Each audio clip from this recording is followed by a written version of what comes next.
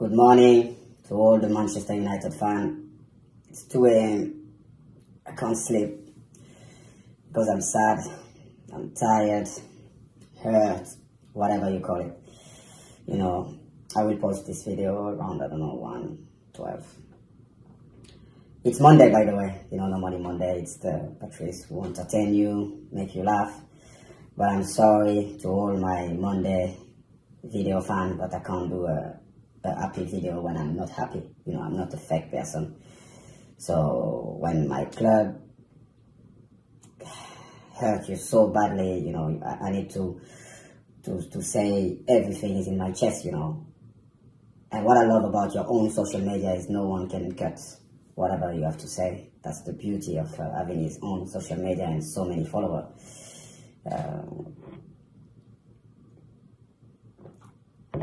Yes, that's the only pleasure I get right now from my club, is drinking my green tea with my Manchester United cup. So, I don't know where to start. Let's start with the transfer. Come on, let's start with the transfer. Every year, I call it a deja vu. Like I said, we make so much impact on social media, but the reality, every target, like the main target, I'm not asking, because fans have to understand, it's not because you buy 5, 6, 7, 10 players, then your team will improve, you know. But at least your main target, and that's what we're not doing anymore. You know, at the time, Fergie, David Gill time, we didn't hear anything in the paper. But bam, bam, bam. Van Persie, Evra, Vidic, boom. Ferdinand, boom, boom. Everything fast. When Manchester United want a player, boom, they just go. And they go and they talk to him face to face.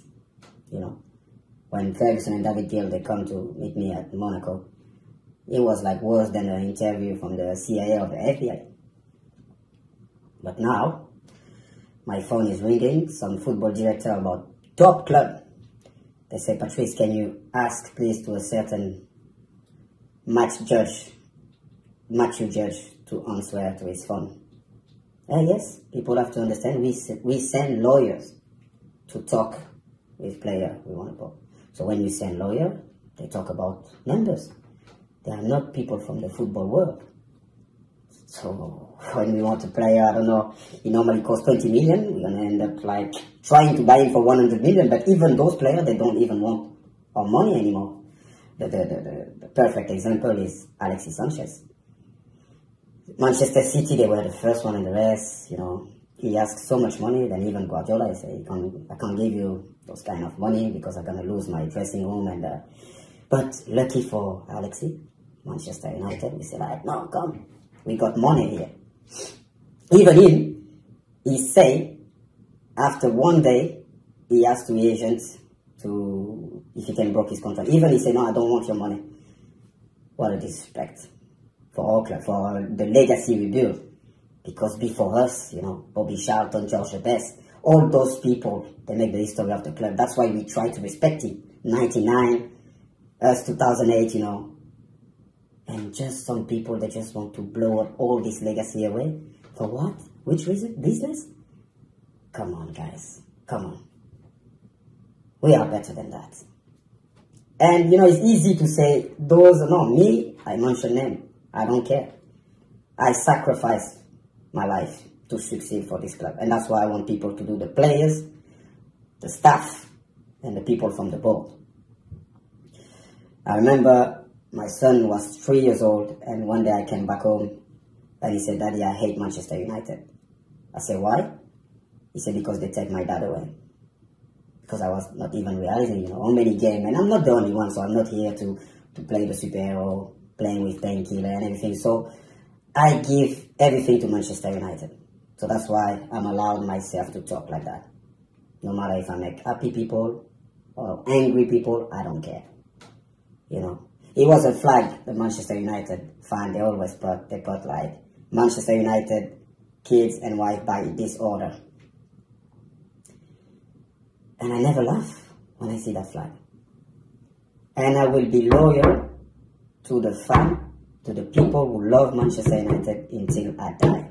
I will never put my palm down. I give too much to the club, because I know so many people, they don't talk because they're scared. I say, oh no, because if I say that, I may get a job, I may not get my job. I don't care. I don't need Manchester United. I love this club. I give so much to this club. Maybe one day I will work for this club again, but I will work with my loyalty, and I will never lie to any person who loves this club, because I think some people work for this club and they are damaging this club. That's why we have to tell the truth to the fan. You know, you know, before, I remember it was so much negativity around the club, but from the other people, from people outside the club, no inside. Now the fan on social media, we're just killing the club. And some ex-Man United player, just because sometimes they're telling the truth, we say they put more negativity. No, they're just telling the truth. For example, if I have a problem with Edward Wood, I won't talk on, you know, social media. I will just text him and call him or meet him and tell him face to face what I think about something. And you know, we're blaming him a lot. The only problem I would say to Ed is trusting people, and he should never trust them. He even trusts some people from outside the club. And that's the things I can say about that, you know. And, you know, some people, they thank you, they are here, and that's why we got money. People like Richard Arnold's. These guys can make some some sponsor deal like you can't even imagine. So we got the money. But we don't have any player, because we send the wrong people to speak with them. And all they change that. All they now try to approach the player, try to speak with them, like Ferguson used to do. You know, I give you a massive example. Florentino Perez from Real Madrid, for the people who doesn't know the president of Real Madrid. You know what he was doing when he signed player? And that's the player like Benzema, they told me, Varane, or Ozil. When he need a player, he was flying from where they come from. Like I remember Karim told me, they come to his street, to his house, to see his mom and everything, to talk. But when, for example, Varane or Ozil, they saw Zinedine Zidane came out of the plane, they say, where's the contract? They sign straight away. Because we send people who know the club, who love the club, who know how to talk about the club, know some lawyers, and they only talk about money. But myself, if I am in this plane, like if I work for Manchester United, trust me, the first things I will do, I will slap some agent. Because they are also the real problem. Because they control the player. Player now are the puppet of the agent. Wake up, guys.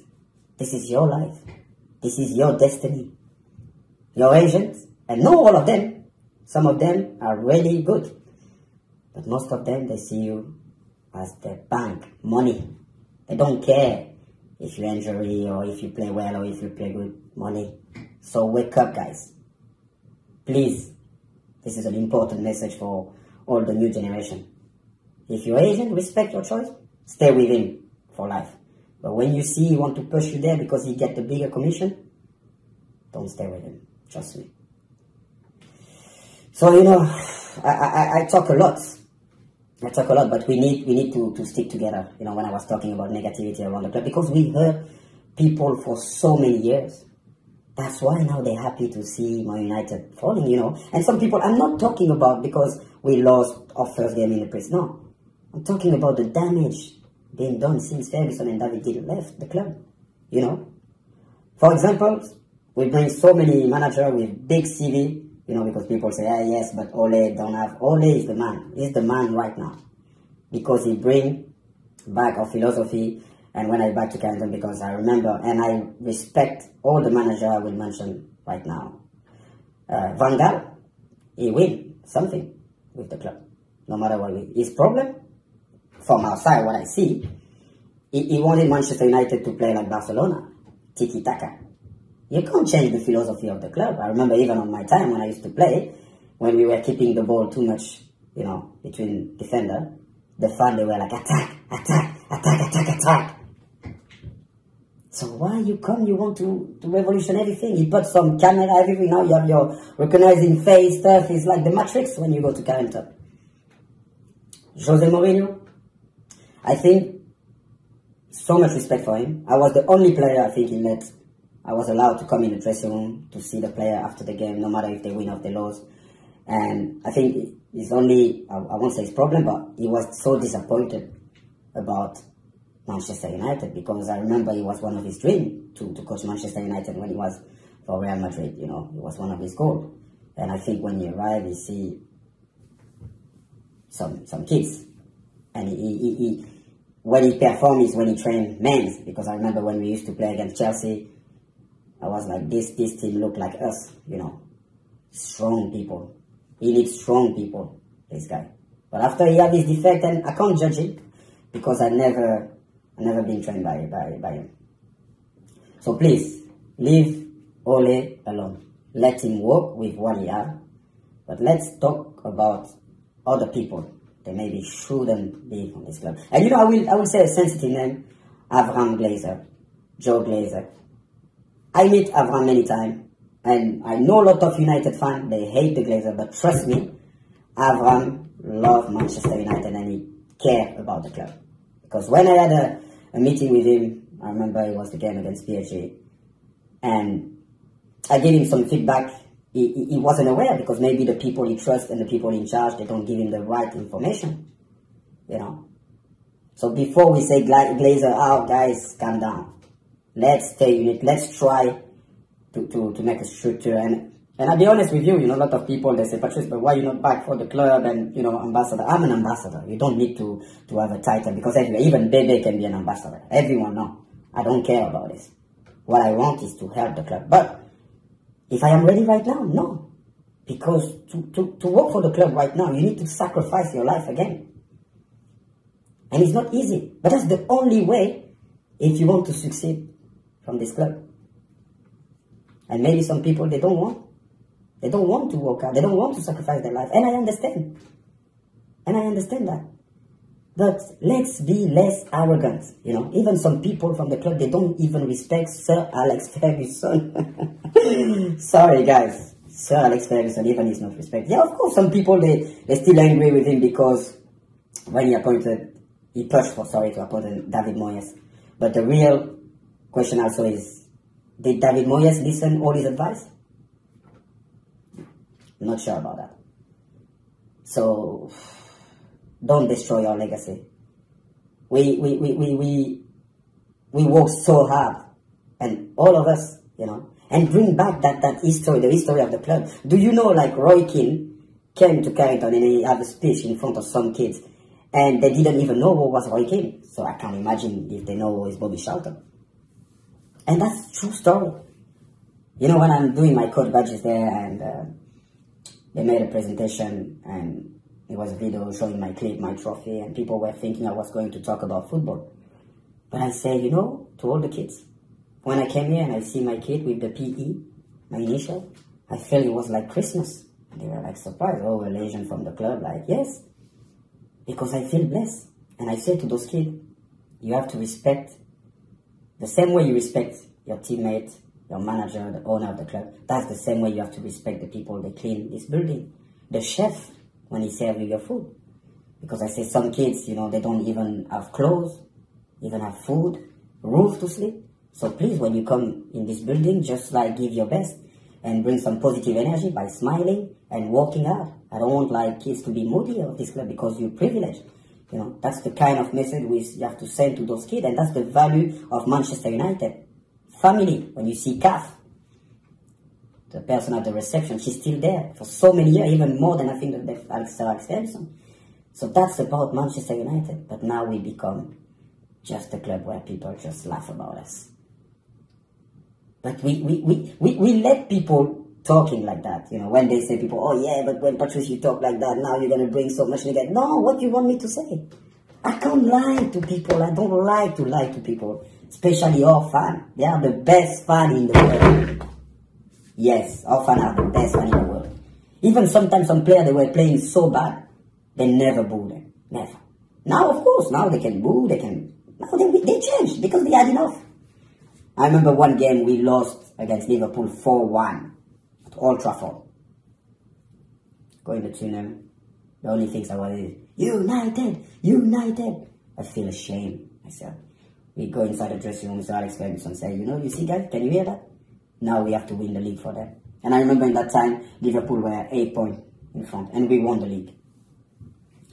So anyway, no excuse to the young player, to the old player. When you wear the Man United shirt, man, it's a heavy shirt. Really, really heavy. So if, you can't, just leave. But I can't blame them because they don't have any example right now in this club. But just watch some DVD, read some book. So at least you will know when you see, like when I was traveling in the plane and I saw Bobby Charlton, every time I shake his hand, I was shaking because I was thinking about the Munich crash and everything. He's lost his teammate, his best friend. But he's still traveling with us. And he's still going to the stadium. I got so much more to say. It's so difficult. So, happy Monday. And United forever. I'm not sure to say I love this game, but I will. I love this game!